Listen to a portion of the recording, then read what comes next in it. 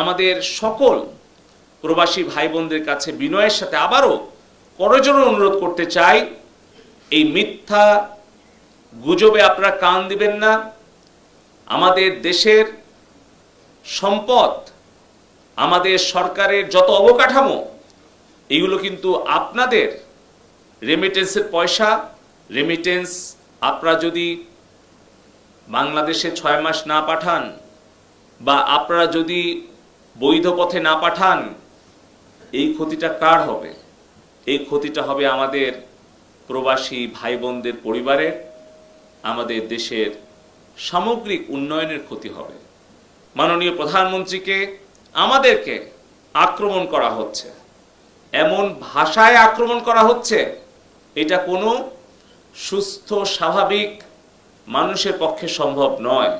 যারা আজকে উস্কানি দিচ্ছে যে রেমিটেন্স